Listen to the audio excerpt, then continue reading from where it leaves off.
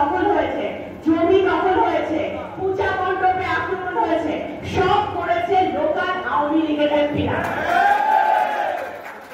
জুজুর ভয় ভাইরা, জুজুর ভয় দেখিয়ে বেরিয়েছে গত 17 বছরে তো যতবারই ক্ষমতায় এসেছে।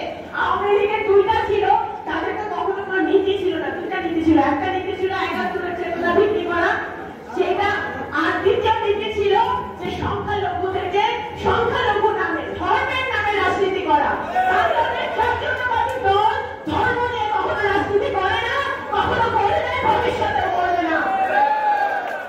আপনারা 31 দফায় দেখেছেন আমাদের জনাব তারেক রহমান যে 31 দফা দিয়েছেন ভবিষ্যৎ বাংলাদেশের জন্য, ভবিষ্যৎ প্রজন্মের জন্য। আমার সামনে সারা বাংলাদেশে বহু ইয়াং জেনারেশন এসছে, আজকে ভাই বোনরা এসছে।